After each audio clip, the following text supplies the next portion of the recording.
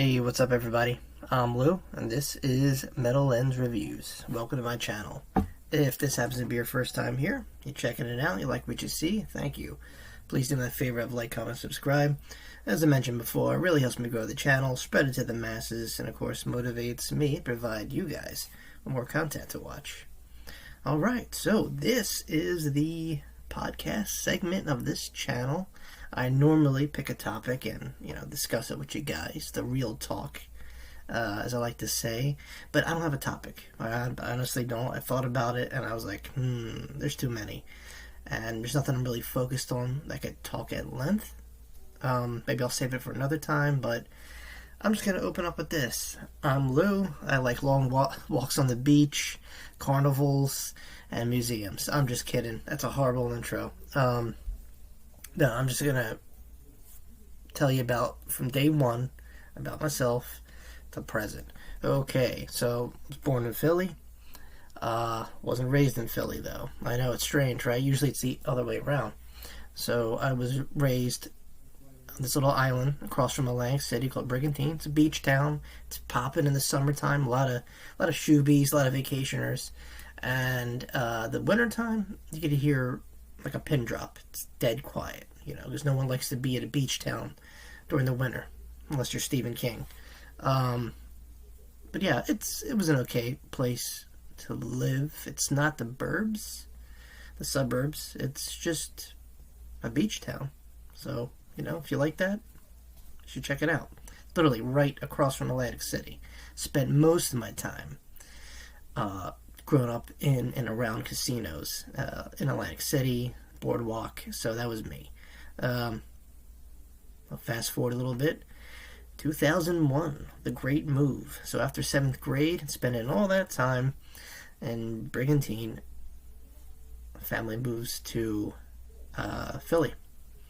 And I would go back and forth. I already had family in Philly, but, family members get sick, so most of the time people, tend to cluster together and help out, a sickly family member.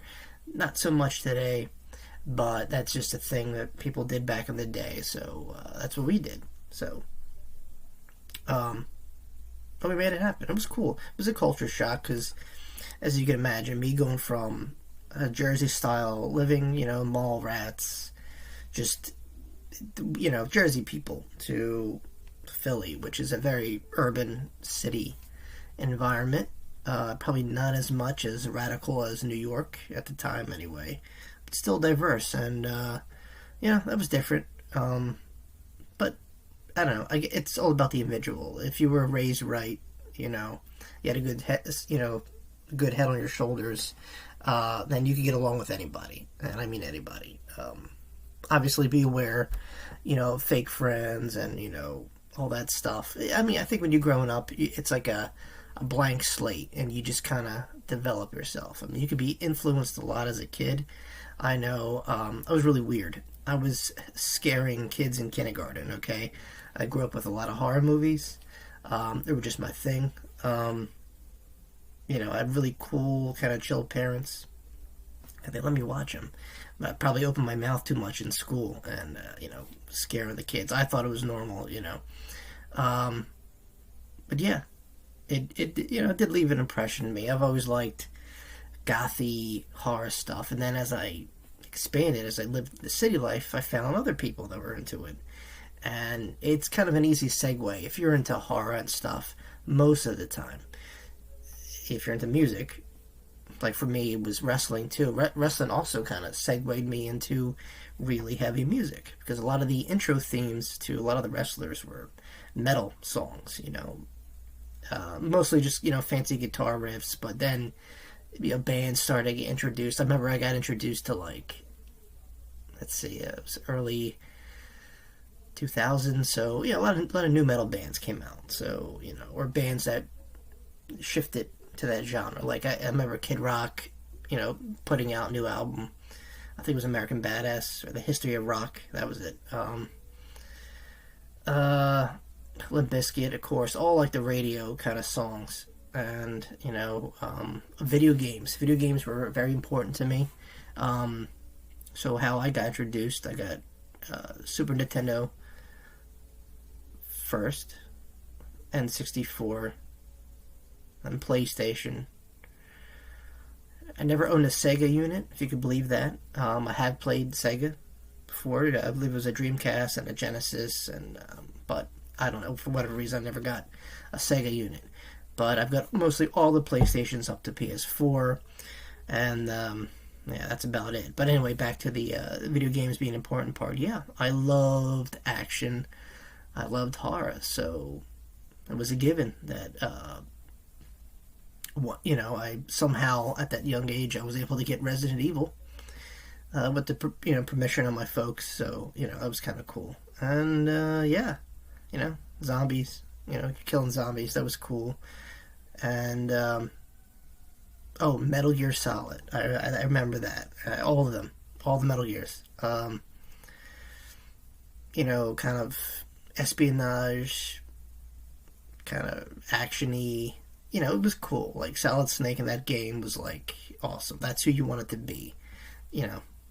And then let's see, Twisted Metal. Now Twisted Metal is what got me into metal music, because a lot of the songs that we played loop were from like Nine Inch Nails, Rob Zombie, and I was hooked. I remember my first cassette actually before I dove into CDs, because I had a cassette player first. It was Rob Zombie's Hellbilly Deluxe. I still have it somewhere around here. I should have dug it up. God knows where it is. But yeah, I'll never forget that. Now, prior to that, my music choices were weird. There was a kid that used to live next door to me. This is in Jersey. I know, I'm sorry, I keep going back and forth, but I feel like that makes the conversation go instead of like breaking it down in segments. But yeah, and he listened to rap, and I don't know, rap, as much as I wanted to be a part of it, it just never gelled with me. I mean, now I react to anything and everything on this channel, so way more diverse today than I was back in the day. Trying to think what else. Yes, anyway, metal music just stuck. I never thought I could play it until I got my first guitar. And I kept going, I had like music ADD. I wanted to play guitar, I wanted to play bass and drums. And I had that opportunity. I was very fortunate, And it was cool, I was very, very lucky to be in a good amount of bands, I think. I played a little bit. I toured a little, very, very little bit, nothing big. And, I mean, most of it was, rock, metal, industrial, which is, once again, the best example, I guess, for people to understand wrap their heads around industrial would be probably Nine Inch Nails, But yeah, new metal, when that scene came out, impacted me. Like, when you hear, like, bands like Disturbed, Drowning Pool, Mudvayne, you feel invincible. And concerts. So, 2001 would have been one of my first concerts, but my dad wasn't crazy about me going to like a metal show, and it was a great lineup. I really should have went, but just wasn't in the cards. It was the Extreme Steel Tour back in 2001, I think right before 9/11, and it was like technically my first year in Philly, and the lineup was amazing. It was Static X, Morbid Angel, who else? Slayer and Pantera. I think that was it, yeah. I mean, just a brutal, brutal show. And I would have loved it. Then soon after that, 9/11 happened, and, c'est la vie. That was a weird time. I was in high school when that happened, 9th grade, and I'm still kind of adjusting, I was pushed into 8th grade, because I went from one extreme to another. I went from a Jersey school to a Philly school 1 year, then the summer, and then, a city high school, which was even a bigger culture shock. But luckily, thank God, there was people I could relate to, and it just, it worked out. I survived, Yeah, then you develop friends. Most of the time was friends actually outside my school. Not so much neighborhood kids. I mean, I did have neighborhood kids, but like I said, they had their own path. their own styles, and I was wearing flannel in the summertime. I knew I didn't fit in. And I like being different. And I think people to this day appreciate me for standing out. I mean, now, God, you look at a hipster and he looks like someone that came out of the 1990s. But whatever, it was a good era, and it was pretty interesting growing up. Yeah, I don't want to go on these fields and say, "Oh my God, I had such a horrible life." And I mean, my life, I mean, it was mediocre. You know what I mean? It was nothing really spectacular. We didn't go on these lavish vacations. In fact, I didn't start going on major vacations until I started setting them up for my family. And to be honest, really, my sense of travel was Florida and Puerto Rico. And to some, that might seem like a big deal, but they're very reachable now and affordable. Well, times change. Mid 2000s, obviously. So actually, I don't know. So what happens? You go through your girlfriend period, and all that. I had love interest in Jersey, but they would have never came to be. I dated a Jersey girl for a long, long time. It was a distance relationship, but she drove, so that made it, okay. Before that, there was a city girl that I seen a little bit, and that's an adjusting to like what you envision as your first girlfriend was probably drastically different from a lot. I went from literally extreme. I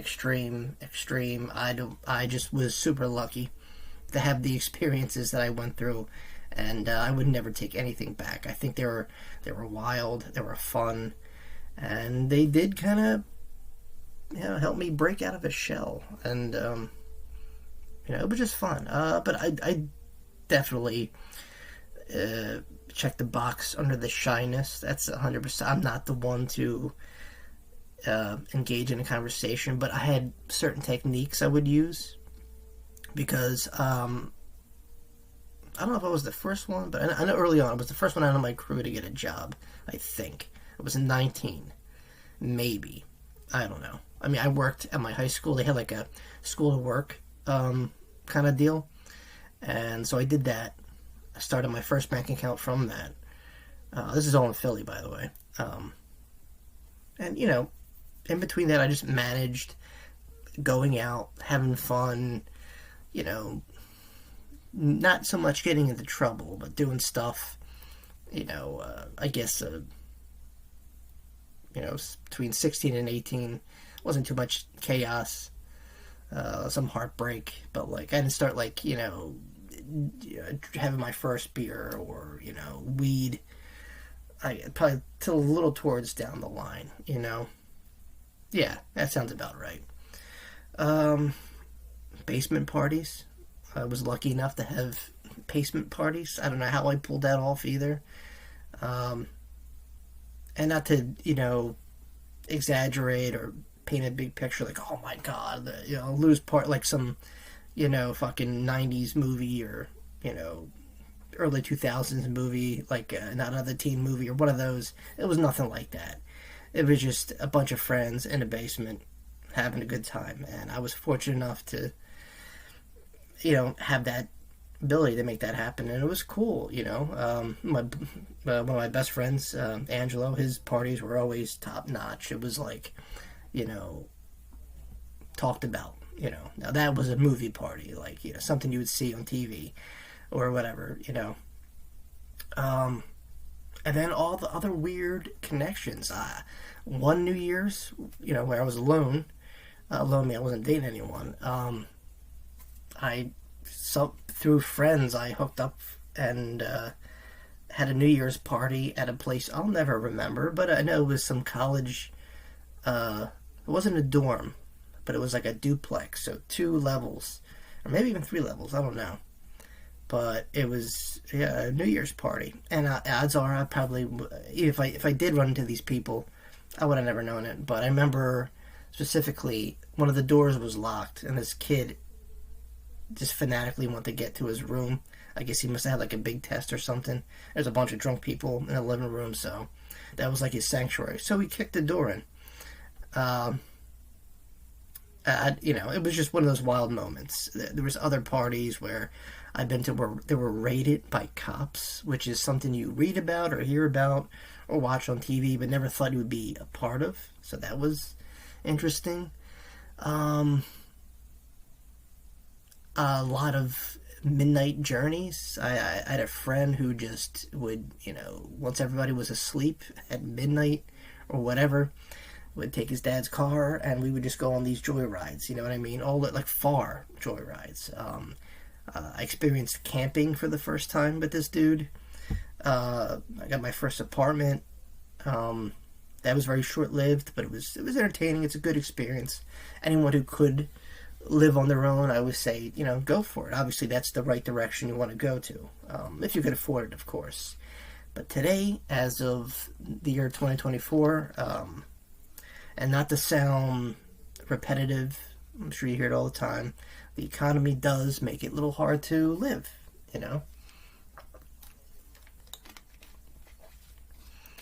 Um, but yeah, I mean, it was cool. I don't have any regrets that I can think of. I mean, if given the opportunity, would I go back in time? Maybe not necessarily to change anything, but to experience some things that I'll know I'll never ever get again. Yeah, I would definitely do that. I would love to jump in a time machine. I don't know, and maybe because I don't, you ever see those movies you change something like, in the past and it affects the future? That's kind of a thing. So, but I don't know. My hobbies relatively stay the same. I still like going to shows when I can. Not so much anymore. I get more responsibilities, obviously. Um, and I never thought. I mean, I never thought I could be in a band and play music, and I did that. I didn't make a career out of it, obviously, because I have other things to attend to. It was either like pursue that career, and that's the only thing you do. Live on the fringe, or try and have a family. So you guys could guess which one I went with. But other than that, yeah, I've been to. Oh, you know what? Actually, growing up, no, this was in Jersey.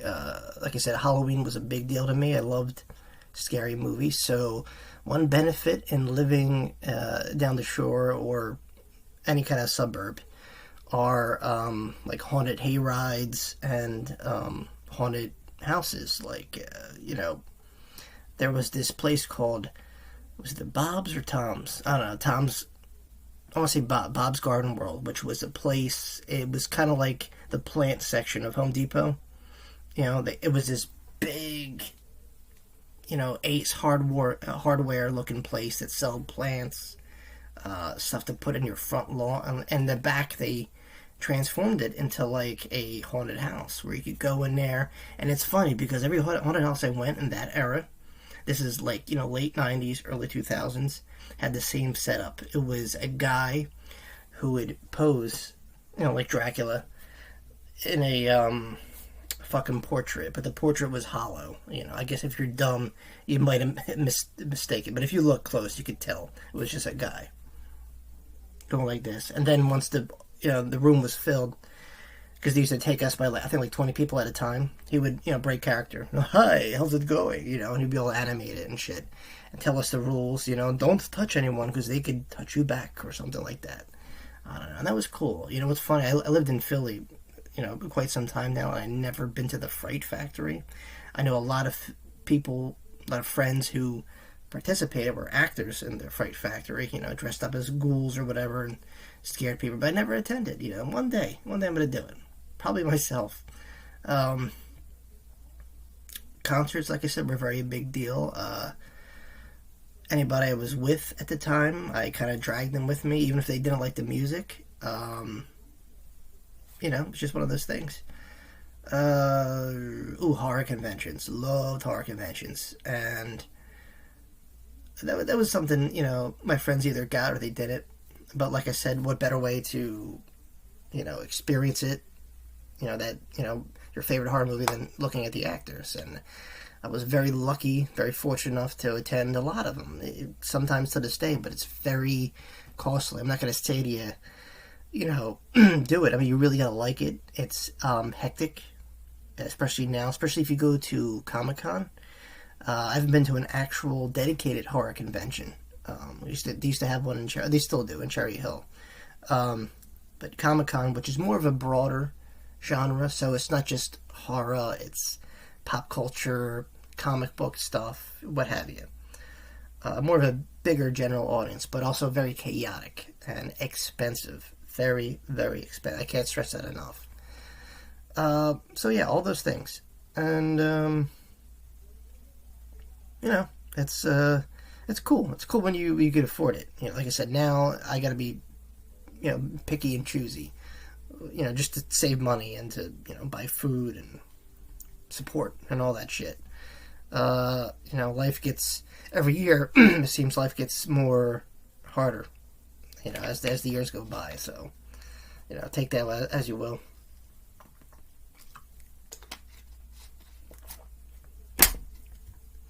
Tattoos. These are more of my recent tattoos. I normally get them on my birthdays. Yeah. These are like really, really well done. I got these as I was growing up. The quality is probably not as perfection as these, but still good. Yeah, like I said, I played in bands. I played guitar, and I was like, my thinking at the time was like, if I'm playing guitar, people are gonna check out my arm too, and it's just, I'm hairy, so I was like, I want people to look at my arm, and just be like, oh, look, it's just the hair, so I thought it'd be cool, I'm not like obsessed with tattoos. I appreciate them. I don't care. I think anyone could have them, men and women or whoever, because there's a third race, alien. But I don't know. It's art at the end of the day. It's not an easy like nobody could do this. Just doodling. There's an art to drawing on one's skin. So I would never ever down. I don't think anybody should ever down a tattoo artist in their profession. It's artwork at the end of the day. Tattooing goes back like tribal days, In fact, they still do it. It's a very traditional thing. It's a little bit different than this. It's more of like, kind of like a little small chisel and hammer, and they kind of do that. It's painful, but the end result is pretty cool. My love for history. So that was always there because I've always, so in between my horror obsession, I had family that were in, different wars and different eras, and that kind of rubbed off on me. I wanted to join the military. I wanted to become a helicopter pilot, but I saw Black Hawk Down, and I was like, no, that wasn't the reason. But I don't look good with a shaven head, so anyway, I appreciate military stuff. I do. I'm not uber patriotic, but I appreciate living here. I appreciate, the benefits and the support of the soldiers and, veterans. But war movies, back then, those, Commando movies, like with Arnold Schwarzenegger or Sylvester Stallone, like those 80s B movies, Predator, even that's technically not a war movie, it's like sci-fi, horror-esque, I guess. But you get what I'm trying to say, like Saving Private Ryan. I loved all that stuff. I mean, I don't know if it'd be good enough to write a war movie. Like, I always have to interject it with something I know, like, so my movies would always have some kind of horror element or something dark, going on. And, because, they say write what you know, and that's what I know. I was never a book person. Just stuff you would expect from me. H.P. Lovecraft, Edgar Allan Poe, Ray Bradbury sometimes. But cool. Then, like I said, this branched off to the history. There was a time when I started I don't want to say late in life, but I don't know, I was at my job I am today, but earlier, um, I would just read history books. I would pick a Roman emperor, a point of time in history, a different empire, and I would just consume it all. And, you know, I don't know. A lot of people say I missed my calling. I could have been a history professor, maybe, work at a college. I got the look now, but I don't know. I don't know. It's different because a lot of people today find history very boring. I don't blame them. If it's a subject that doesn't interest you, why would you pay attention? But some people are more, in tune to it. They want to learn something, maybe something they don't know. So,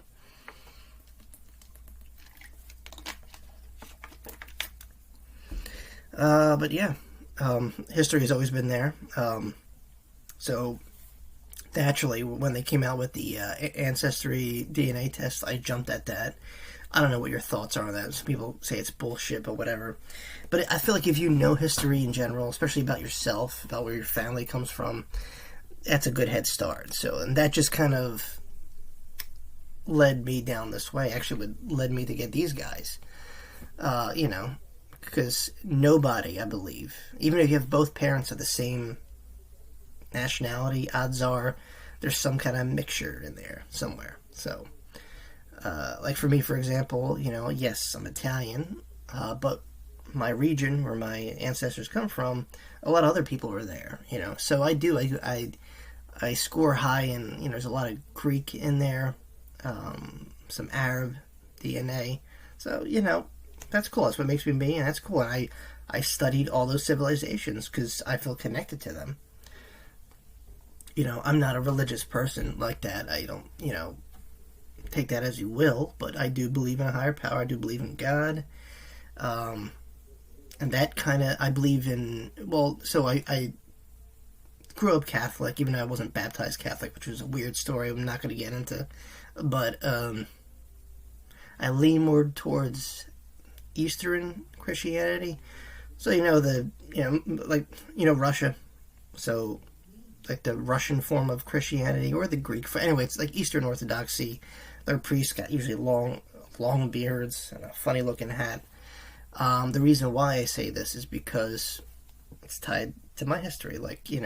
Yes, I'm Italian, I'm Roman, but that area was also occupied by these people called the Byzantines, which I like to call the sequel to Rome, pretty much. And that was like their religion, So I probably practice Christianity for the wrong reasons because I feel connected to that. Do I go to church every Sunday? Probably not, but I will defend it if I have to. I don't like talking about it too much because a lot of people are conflicted today. It's just not good conversation. But if someone is interested in having a religious discussion, yeah, I'm open, and I would never because. I know a lot of atheists as friends, and it's cool. Whatever, believe whatever you want. You could do that here, But I just, like I said, I'm a Christian because of my ancestors. They started pagan, they converted to Christianity, and the last, I guess, Roman Empire, which if you count, Constantinople and Byzantium, they were Christian too. So that's my excuse why I'm not an atheist, But whatever, religion is important if you want it to be. It's a choice. So I could hold a conversation with a theologian, maybe. I don't know, but yeah, I did deep dive. With like Jerusalem, I was like obsessed with Jerusalem for a while and all the architecture and the history behind it. I always thought that was kind of cool. So like the Dead Sea Scrolls, the copper tablets, all that stuff really interested me. It's a shame it's under constant conflict today, and I don't want to talk about modern warfare or whatever, unless we're talking about the game. That's a different story. But yeah, my love from history spans over all that between war and all that stuff, and Back to the video games, so games like Battlefield and Modern Warfare, Call of Duty, Metal Gear, Ace Combat, remember that one? Duke Nukem. So I'm trying to let's see what else. Gods of War.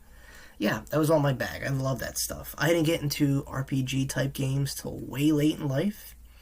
So think of stuff like The Witcher, Skyrim, the later editions of Assassin's Creed, like Assassin's Creed Origins, Assassin's Creed Odyssey. They all had kind of RPG elements.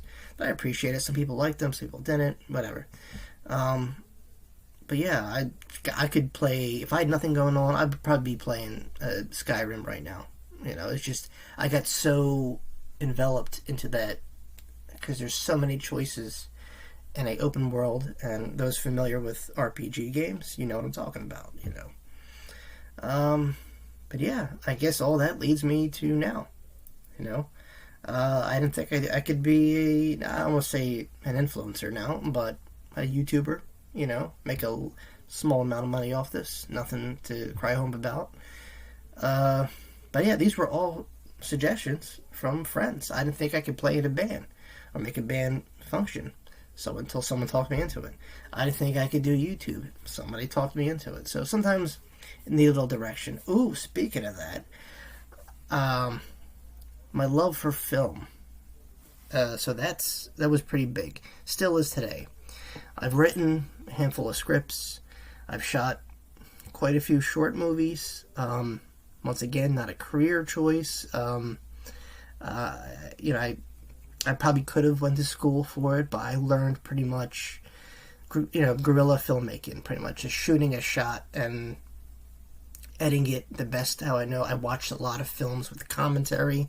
It's very nerdish, but a buddy of mine, Angelo, said, hey, give them a shot. I was just obsessed. I would buy special editions just for the commentary sometimes, and you learn a lot. It's just like learning on the job as opposed to opening up a book, in which I did that too. So in between all the history novels and books and Star Wars was very big with me too.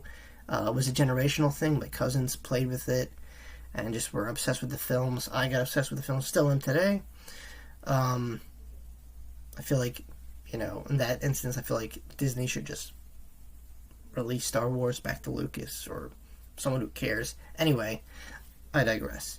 But yeah, filmmaking, ever since watching Puppet Master, Killer Puppets, pretty much, which was really innovative at the time because it was like stop motion. And you didn't see too many films in the 90s and 2000s with stop motion animation. And this guy, David Allen, who did many, many great films, between 80s and 90s. He, helped Charlie Band, who funded Full Moon Entertainment, and you give Full Moon Entertainment a Google, and you'll see a lot of familiar movies that, may or may not be passable today, but they're goofy B movies. I like them. I grew up with them, and I always wanted more though, like Evil Dead, Hostel, Saw, Friday the 13th films, Halloween films. I was all about it. And those influenced me to make my own movies. And it was good. And to this day, whenever I get the opportunity, I'll shoot another short film just for fun. But I like it. It's a passion, a hobby of mine that never went away. And, I'm glad I have that legacy. I still have that. And, who knows? I write. I'm not the best writer. I have to pay an editor to, edit my scripts, and I did that one time. I even tried to sell one of my scripts. Fortunately, it never came to be, but people in the business did look at it, said, hey, this is great, but, simple excuse, we can't take unsolicited stuff, you need an agent, this is not what we're looking for, yada, yada, yada. But I appreciate the fact that someone actually took the time to check out one of my, films, and, my scripts anyway. Screenwriting was very difficult because, it could have gone either way.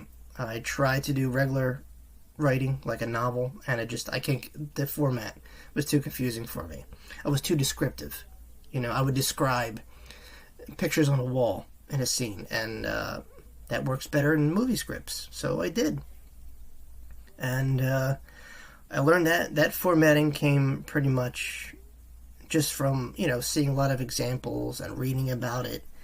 And I got the hang of it. And, I still do. I don't have much time anymore to write scripts, but I have an idea machine in my brain that never stops.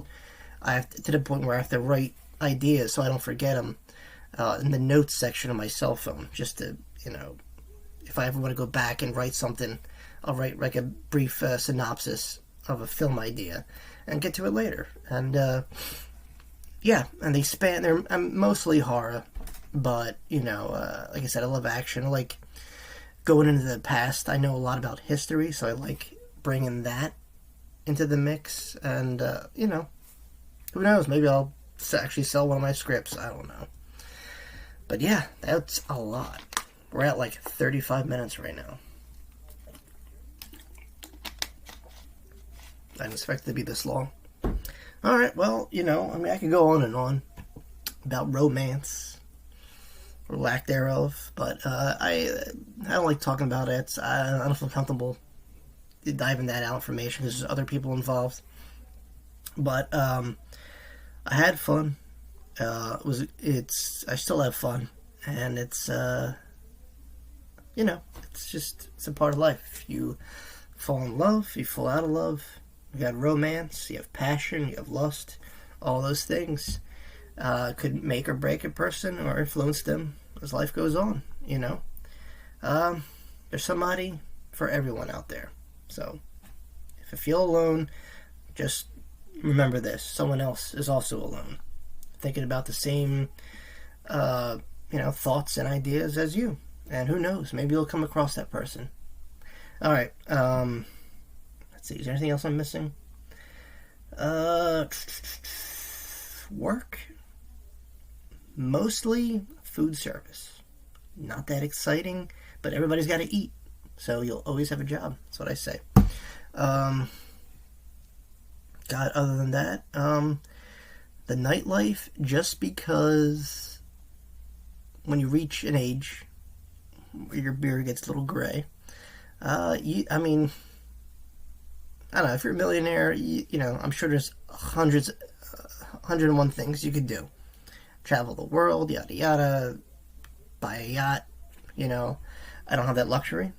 So, I enjoy the nightlife anytime I can. Like I said, my free time is very limited, but I do this, I do what I can, family stuff, and my little reward, because I feel like if you start to lose your identity, or if you feel like anxiety come on, you should always kind of reward yourself. I know that sounds weird and selfish, but at the end of the day, your health and mental health is very important. So always give yourself a little, credit. Something you accomplished. Let's say you built a Lego set. I built a Lego. It took me an hour, but I built a Lego set, like a little Lego Venom figure. I hate Legos. I can't do that, but I did it. And I'm actually really proud of that. Did you ever see Legos? They're like, especially if it's like a thing, Anyway, yeah, I believe you should definitely always take care of yourself. I mean, take care of others, obviously, be responsible, adulting, all that stuff. But always remember, you have to carry yourself too. No one's going to be there, especially as you get older in life, Always have that inner strength just in reserve, Be friendly, be kind, but also be reserved for anything, And like I said, reward yourself.